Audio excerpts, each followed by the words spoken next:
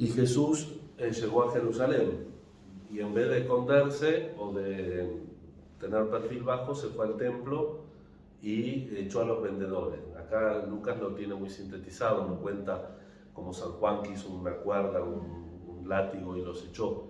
Lo cierto es que es una pista muy linda, muy teológica, la de San Lucas, porque une las dos profecías históricas sobre el templo, ¿no?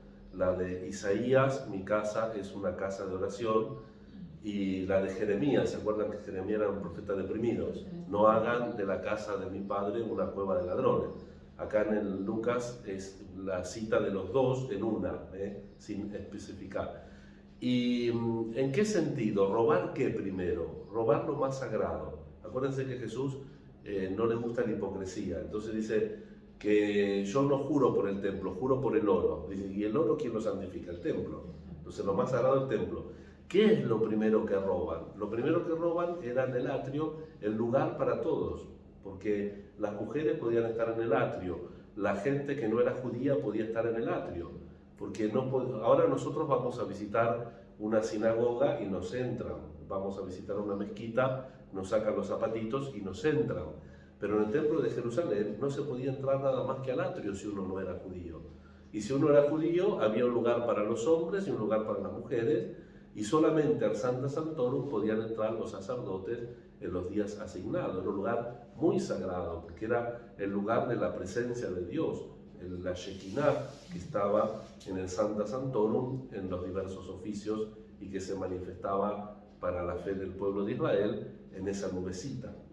Entonces, lo primero que se roba es el lugar del otro, cuando uno no cumple con lo que el Señor espera de nosotros. Por ejemplo, si nosotros somos malos religiosos, malos sacerdotes, malos bautizados, malos catequistas, malos vecinos, le estamos robando al otro la imagen de Dios que tienen que encontrar en nosotros. Y después lo subsiguiente.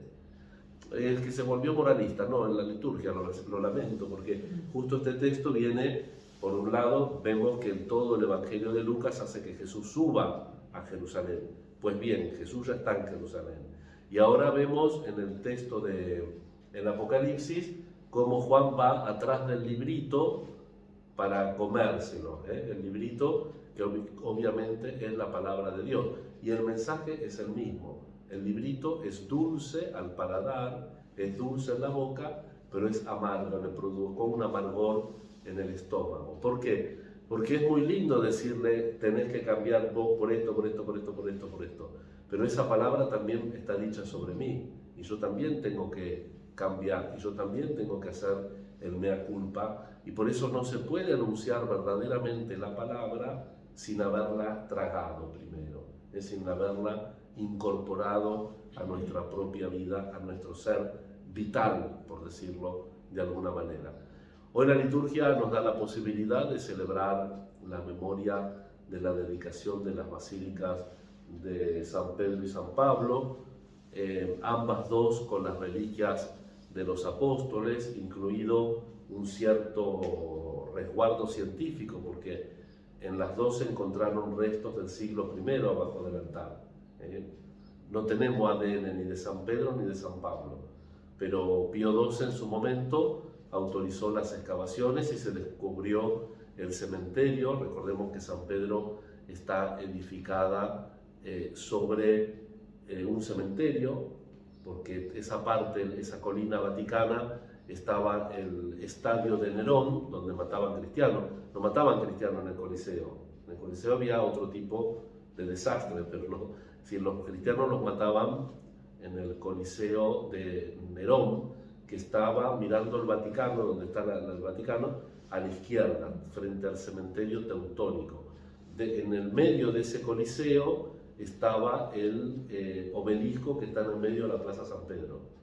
Cuando uno entra por el costado, por el arco de las campanas o por la parte del Santo Oficio, y uno pasa por enfrente del cementerio teutónico, si busca en el piso, encuentra el lugar exacto donde estaba el obelisco en el anfiteatro de Nerón, donde mataban tantos cristianos.